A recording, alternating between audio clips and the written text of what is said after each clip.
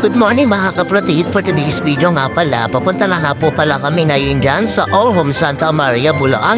Kasama ko po dyan ang Team All Home Malolos. So ay nagre-ready na nga po pala kami para sa aming peak out doon sa Santa Maria, Bulacan. Ayan ang Team Furniture. Siyempre ang Team DIY. Ayan, nag-aayos na kami dito mga guys. Ito nga ang aking mga kasama si Joni, si Lawrence, si Dave, at siyempre Papa Oliver naman dyan. Si Carlo, ayan. Papanik na nga kami ng Segabre papunta sa parking lot ng All Home Malolos para sa aming mga motor na sasakyan. Ito nga pa ng aking driver na si Lawrence. Kita mo tayo naglalakad. Andito na nga kami pala sa parking lot ng All Home Malolos at ready na kami kasama namin Team Sanitary, Furniture, DIY, at syempre ang appliance. So ayan na, ready na namin aming mga sasakyan.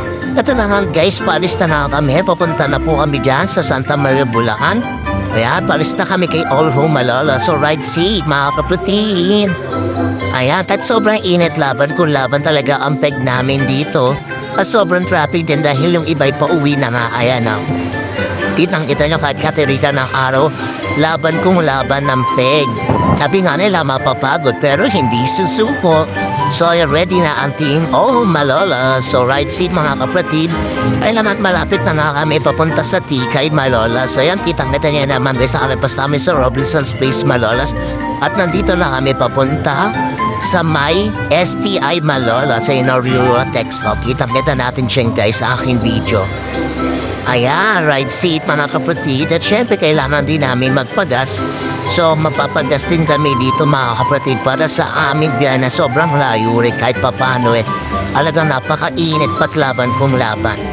Dito nga pala kami nagpagas sa Shell. Ayun ang aking mga kasama. Tinihintay namin sila para magpagas sa kanilang mga motor. So ayan guys. So, kahit kainit ang tapat laban kung laban ang peg namin dito. Ride safe talaga ng bonggang-bongga. So yan na nga, palapit na kami sa Giginto, Bulacan mga kapatid. Eto nga talaga kahit napaka-traffic laban kung laban. At palapit nga namin sa Giginto, may nakita ako ditong aso. Ang cute niya, dumumo talaga siya sa may bintana na talilang sasakyan. Ayun yung arko ng Malolos. So mga kapatid, ngayon niya siya guys. No?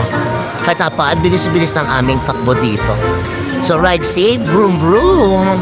Ayan guys, kitang-kita nyo ang arko ng Giginto, Bulacan. So ito nga pala yung asong sinasabi ko guys. Ayun ang cute. Diba nga naman, bonggang-bongga. At nakating na kami sa All Home Santa Maria guys. Kaya ready na kami para sa aming laban ng P-Count. So ayan guys, ready na ang aking mga kasamahan na Team All Home Malolos. So talaga nakating kami ng sip. Salamat po papagat. So paano ba yan guys? Hanggang dito na lang. Salamat po. Bye-bye.